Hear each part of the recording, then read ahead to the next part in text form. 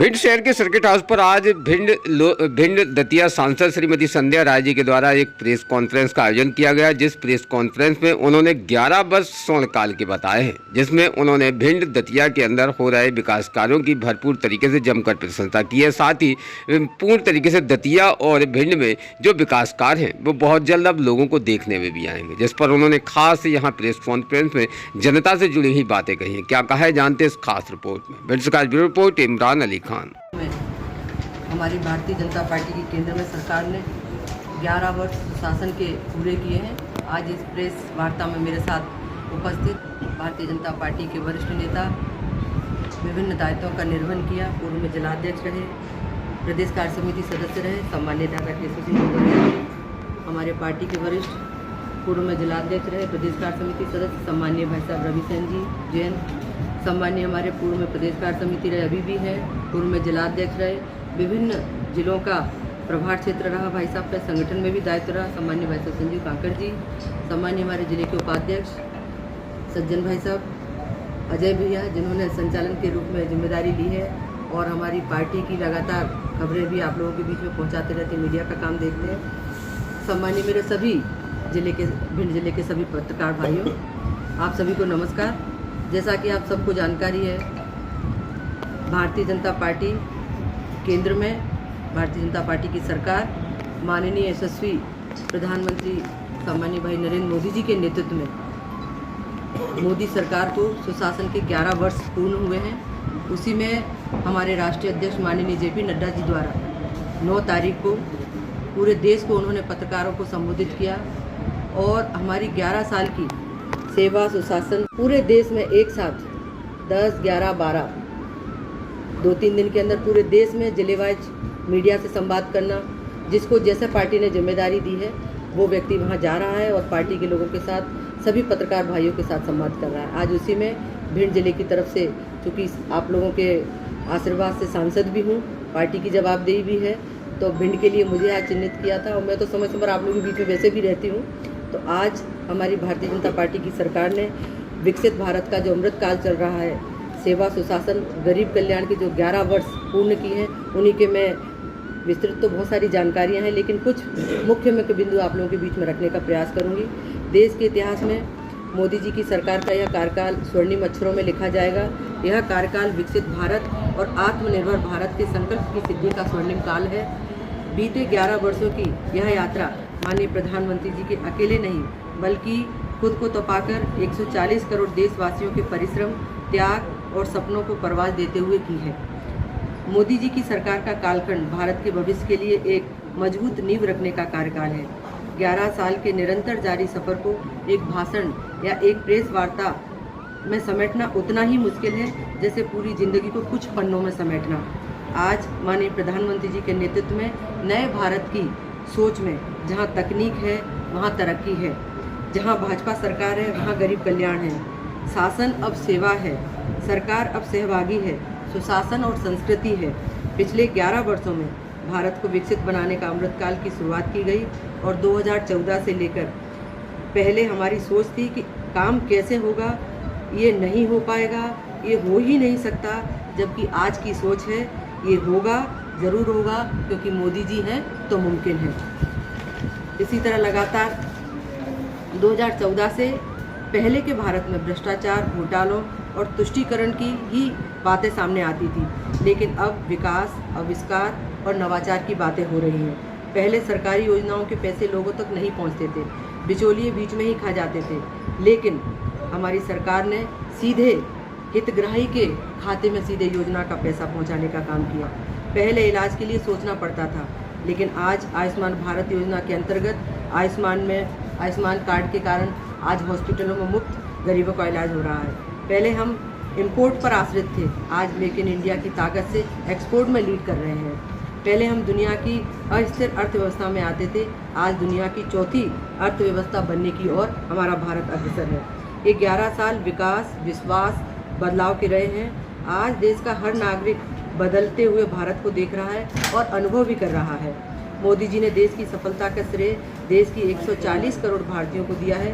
वो कहते हैं कि हम बदला नहीं बदलाव में यकीन रखते हैं, क्योंकि ऊंचाई पर वही पहुंचते हैं जो बदला नहीं बदलाव की सोच रखते हैं। आज माननीय प्रधानमंत्री जी के नेतृत्व में हमारा देश सशक्त निर्णय लेने में सक्षम हो रहा है और दुनिया में ऑपरेशन सिंदूर का डंका बज रहा है। ऑपरेशन सिंदूर एक सैन्य मिशन नहीं, ये हमारी संकल्प, साहस और बदलते भारत की तस्वीर है। रक्षा क्षेत्र में भारत आत्मनिर्भर बन रहा है। कांग्रेस के राज में इंदिरा जी से लेकर मनमोहन तक सिर्फ गरीबी हटाओ के नारे दिए जाते थे, लेकिन अब आंकड़े बताते हैं कि माननीय प्रधानमंत्री जी के नेतृत्व में मोदी सरकार में 27 करोड़ से ज़्यादा लोग गरीबी रेखा से बाहर आ गए हैं। मोदी जी ने कहा था कि मेरा सपना है भारत का गरीब सिर्फ आंकड़ों में न हो बल्कि नीति निर्माण का केंद्र बने, और आज हम देख सकते हैं कि केंद्र सरकार की योजनाओं में गरीब केंद्र बिंदु है। जैसे चाहे पीएम कल्याण अन्न योजना हो, चाहे स्वच्छ भारत मिशन हो, चाहे उज्ज्वला के माध्यम से हमारी बहनों को गैस मिलने का योजना हो, चाहे प्रधानमंत्री आवास हो, चाहे हर एक घर को जल जीवन मिशन के तहत हर घर को नल पानी देने की व्यवस्था हो, चाहे पीएम धन जन योजना हो, चाहे आयुष्मान भारत कार्ड हो, चाहे पीएम सम्मान निधि हो जो कि किसानों को सीधे उनके खाते में उपलब्ध कराई जाती है। ऐसी तमाम अनेकों योजनाएं हम गरीबों के कल्याण के लिए भारतीय जनता पार्टी चला रही है। आज प्रधानमंत्री जी के नेतृत्व में, मोदी जी के नेतृत्व में 140 करोड़ भारतवासी मिलकर देश को विकसित बनाने में जुटे हुए हैं। देश में जब से मोदी जी के नेतृत्व में भाजपा सरकार बनी है तब से घोटालों का अंधेरा दूर हुआ है और सुशासन का प्रकाश चारों ओर फैल रहा है। ये 11 साल हमारी महान संस्कृति के पुनरुद्धार और धार्मिक जागरण के रहे हैं। इन 11 सालों में अपनी विरासत की पुरानी गरिमा वापस दिलाने का भागीरथी प्रयास हुआ है। इन 11 सालों में जम्मू कश्मीर से धारा 370 हटाने का मामला हो, 3 तलाक खत्म करने का मामला हो, GST लागू करना हो, वक्फ बिल जैसे सख्त निर्णय लिए गए, नारी शक्ति वंदन बिल को पास किया हो, चाहे 10 करोड़ हमारी बहनें जो कि 90 लाख स्वसहायता समूह से जुड़ने का काम हो, 3 करोड़ हमारी लखपति दीदी बनाने का लक्ष्य हो, चाहे मातृत्व अवकाश जो बहनों को पहले कम दिया जाता था वो 26 सप्ताह बढ़ाने का हो। हमारी विदेश नीति में आज देश के सांस्कृतिक महत्व की झलक स्पष्ट दिखाई पड़ती है। माननीय प्रधानमंत्री जी के नेतृत्व में केंद्र सरकार के सेवा, सुशासन, गरीब कल्याण के 11 साल को देखते हुए साफ दिखता है कि देश ने अंधेरे से उजाले तक, निराशा से आशा तक और भ्रष्टाचार से सुशासन तक एक ऐतिहासिक यात्रा की है। मोदी जी हैं तो मुमकिन है, सिर्फ नारा नहीं, एक ज़मीनी सच्चाई है। अब राजनीति वादों की नहीं, प्रदर्शन की संस्कृति पर टिकी है। विरासत भी है, विकास भी है, सांस्कृतिक धरोहर भी है, आधुनिकता का समन्वय भी है। महिलाओं की भागीदारी विकास के हर केंद्र में है। आतंकवाद पर सख्त नीति, zero tolerance to terror, defence expert 30 गुना बढ़ा है। भारत आत्मनिर्भर बन रहा है। भ्रष्टाचार पर प्रहार, घोटाले खत्म, ई नीलामी से पारदर्शिता आई है। आज भारत वैश्विक नेतृत्व में सबसे आगे है। सरकारी योजनाओं की निगरानी, डिजिटल ट्रैकिंग और सोशल ऑडिट, आयुर्वेदिक और योग को आज पूरे विश्व में मान्यता मिली है। इसी तरह मैंने आप लोगों के बीच में विस्तार से न कहते हुए कुछ प्रमुख बिंदुओं को रखा और लगातार आप लोगों के समक्ष इन 11 वर्षों का पूरा मैंने मुख्य बताने का प्रयास किया है। और अगर मैं लोकसभा की दृष्टि से, अगर चूँकि सांसद हूँ तो मुझे मेरे क्षेत्र में क्या क्या हुआ है, वैसे तो कई बार आप लोगों के बीच में मैं रख चुकी हूँ, लेकिन लोकसभा की दृष्टि से भी भिंड की अगर बात करें तो 50 बिस्तरीय आयुष विभाग की तरफ से एक हॉस्पिटल, मेडिकल कॉलेज जिसका काम भी चल रहा है, भिंड को मिली है। उसी तरह दतिया में मत्स्य और वेटनरी कॉलेज जो कि 400 करोड़ से लगभग वो भी संचालित है, काम बच्चे वहाँ पढ़ भी रहे हैं। दतिया की अभी तत्काल हवाई पट्टी का आप लोगों के बीच में वो भी आएगी जो कि चालू है। दतिया से भोपाल और दतिया से खजुराहो भी जुड़ा है। आगे निश्चित तौर पर आगे भी जोड़ने का काम करेंगे। नेशनल हाईवे के संबंध में चाहे हमारा 92 का बाईपास हो जो कि 34 करोड़ का वो काम चल ही रहा है। बाकी बहुत जल्द इस रोड को 4 लाइन में तब्दील होने वाला है। उसका DPR के द्वारा एक ज़मीन का अधिग्रहण हमारे पटवारी वगैरह वो चल रहा है और बहुत तेज़ी से चल रहा है। लगातार हमारे कई बाईपास है, चाहे आलमपुर, दबोह और उधर तक भांडेर तक, ये बहुत अच्छा बाईपास बना है। उसके बाद लगातार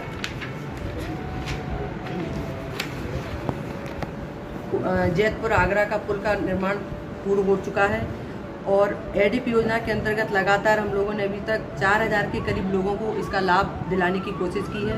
अभी बहुत सारे हमारे हितग्राही ऐसे भी हैं जिनको आगामी इस योजना का लाभ मिलेगा।